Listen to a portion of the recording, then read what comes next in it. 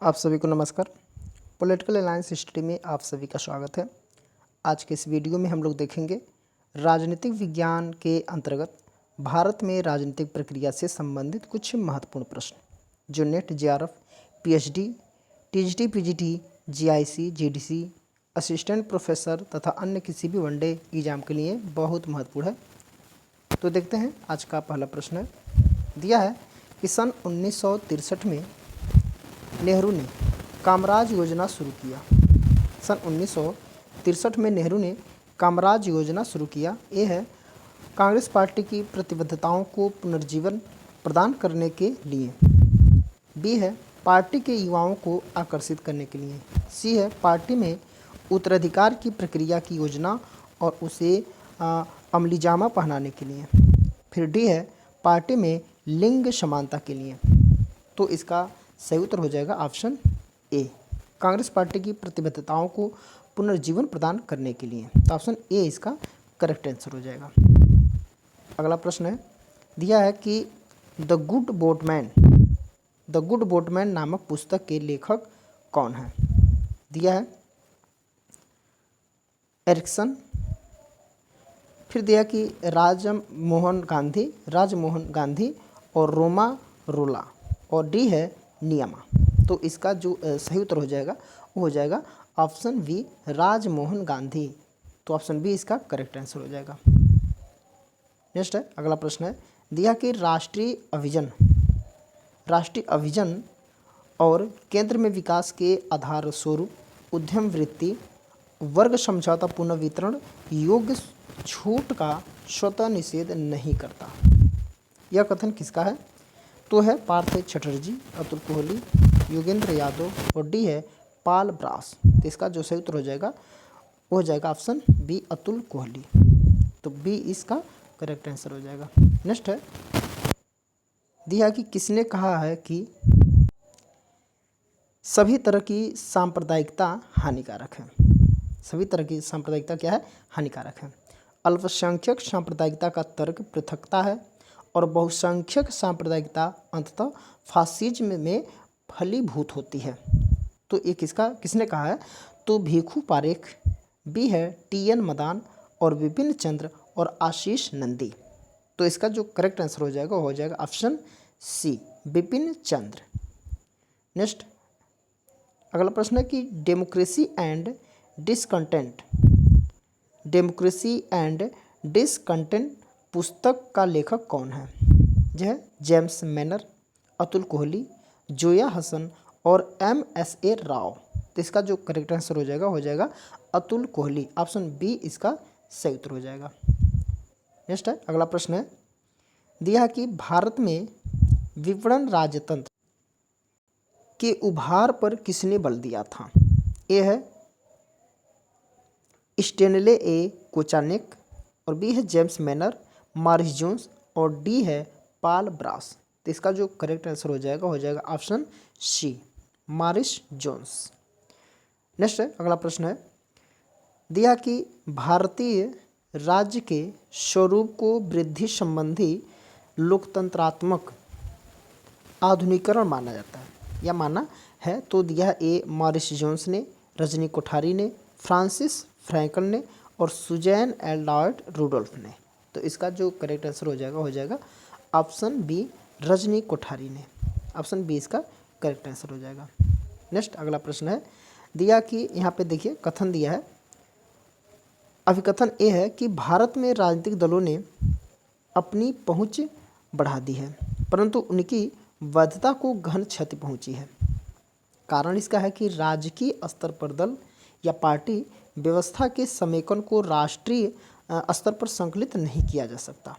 ए है ए और आर दोनों सही है तथा आर ए का सही व्याख्या करता है। बी है ए और आर दोनों सही है परंतु आर ए का सही व्याख्या क्या है? नहीं करता है।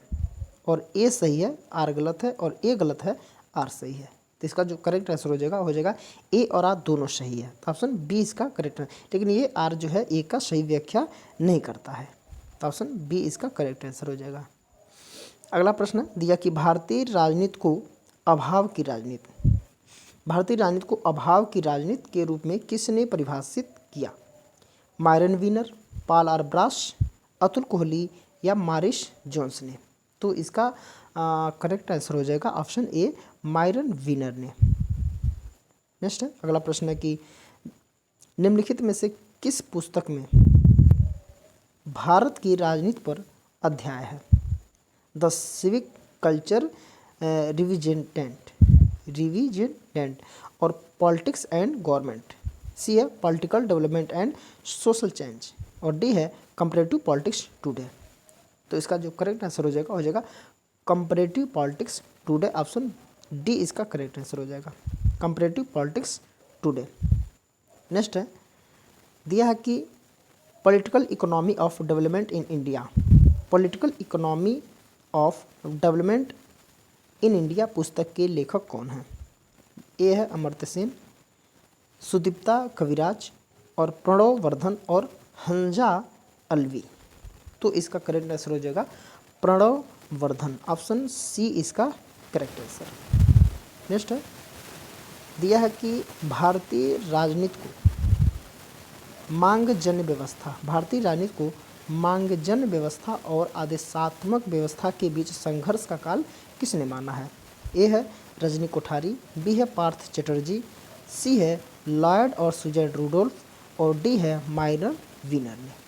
तो इसका जो करेक्ट आंसर हो जाएगा ऑप्शन सी, लॉयड और सुजैन रूडोल्फ ने। ऑप्शन सी इसका करेक्ट आंसर हो जाएगा। नेक्स्ट है अगला प्रश्न है दिया जाति आधारित आरक्षण को माना जाता है। जाति आधारित आरक्षण को माना जाता है स्वीकार्य कार्यवाही, सकारात्मक भेदभाव, राज्य हस्तक्षेप और समाज समकरण। तो इसका जो सही उत्तर हो जाएगा सकारात्मक भेदभाव। ऑप्शन बी इसका करेक्ट आंसर हो जाएगा। जाति आधारित जो आरक्षण हो उसको सकारात्मक भेदभाव माना जाता है। नेक्स्ट अगला प्रश्न है दिया कि राजा धरे और नाम देवधसल किस दलित आंदोलन के नेता हैं? दलित टाइगर, भीम शक्ति, दलित पैंथर और दलित एलिफेंट। तो इसका जो करेक्ट आंसर हो जाएगा दलित पैंथर। ऑप्शन सी इसका करेक्ट आंसर हो जाएगा। नेक्स्ट है अगला प्रश्न है लॉयड और सुजैन रूडोल्फ ने भारत में राज्य को पॉलीमार्कस माना। इससे क्या अभिप्राय है? ए है विभिन्न रूपों और अभिविन्यास के व्यक्ति, बहुविध परतों के व्यक्ति, संकर व्यक्ति या लगातार परिवर्तनशील व्यक्ति। तो इसका जो करेक्ट आंसर हो जाएगा विभिन्न रूपों और अभिविन्यास के व्यक्ति। ऑप्शन ए इसका करेक्ट आंसर हो जाएगा। नेक्स्ट है अगला प्रश्न भारतीय अर्थव्यवस्था को बैलगाड़ी पूंजीवाद के रूप में किसने परिभाषित किया है? ए है रजनी कोठारी, अतुल कोहली, फिर दिया ग्रेनविल ऑस्टिन और लॉयड एंड सुजैन रूडोल्फ। तो इसका जो करेक्ट आंसर हो जाएगा ऑप्शन डी, लॉयड एवं सुजैन रूडोल्फ। ऑप्शन डी इसका करेक्ट आंसर हो जाएगा। नेक्स्ट दिया कि रजनी कोठारी की पॉलिटिक्स इन इंडिया नामक पुस्तक किस पद्धति के आधार पर लिखी गई है? यह है संरचनात्मक प्रकार्यवाद, मानकीय सिद्धांत, मार्क्सवाद और उपयोगितावाद। तो इसका जो करेक्ट आंसर हो जाएगा संरचनात्मक प्रकार्यवाद। ऑप्शन ए इसका करेक्ट आंसर हो जाएगा। नेक्स्ट दिया है कि राजनीतिक दल को क्षेत्रीय दल के रूप में स्वीकृति की जाती है। किसी राजनीतिक दल को क्षेत्रीय दल के रूप में स्वीकृति दी जाती है यदि ये है कि वह राज्य में या तो लोकसभा अथवा विधानसभा चुनाव में 4% वोट पाता है। बी है वह राज्य में या तो लोकसभा अथवा विधानसभा में के चुनाव में जो 5% वोट पाता है। फिर सी है कि वह राज्य में या तो लोकसभा अथवा विधानसभा के चुनाव में 6% वोट पाता है। फिर डी है कि वह राज्य में या तो लोकसभा अथवा विधानसभा चुनाव में 7% वोट पाता है। तो इसका जो करेक्ट आंसर हो जाएगा ऑप्शन सी, वह राज्य में या तो लोकसभा अथवा विधानसभा के चुनाव में क्या है 6% वोट पाता है। ये इसका करेक्ट आंसर हो जाएगा। 6% वोट पाना या तो लोकसभा में या फिर विधानसभा के चुनाव में, तो उसको क्षेत्रीय दल के रूप में स्वीकृति दी जाती है उस दल को। नेक्स्ट है, अगला प्रश्न है, दिया federal India A designer for change. Federal India A designer for change नामक पुस्तक के लेखक कौन है? बलवीर अरोड़ा, केसी वियर, इसको केसी वियर बोला जाता है, और रशीदुद्दीन खान और रुडॉल्फ वाट्स। इसका जो करेक्ट आंसर हो जाएगा option C, Rashiduddin Khan. Option C इसका राइट आंसर हो जाएगा। नेक्स्ट, और इस सेट का ये आखिरी प्रश्न है, सब आल्टर्न अर्थात उपाश्रित अध्ययनों के क्षेत्र में पथ प्रदर्शन नुमा योगदान निम्नलिखित में से किसका है? रामचंद्र गुहा, रंजीत गुहा, रजनी कोठारी और जेम्स मैनर।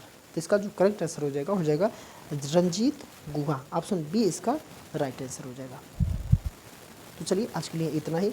इसके आगे के प्रश्नों को हम लोग या फिर अगले किसी अध्याय को हम लोग अगले वीडियो में हम लोग शुरू करते हैं। तो जो लोग इस चैनल पे नया हैं वो हमारे चैनल को सब्सक्राइब कर लेंगे, और जो पहले से हैं सब्सक्राइबर वो हमारे इस वीडियो को अपने दोस्तों में या फिर जो भी नेट JRF या TGT PGT या फिर किसी चीज़ का वनडे एग्जाम के लिए तैयारी करते हैं तो उनके पास शेयर कर देंगे ताकि उनको इस वीडियो का लाभ मिल सके।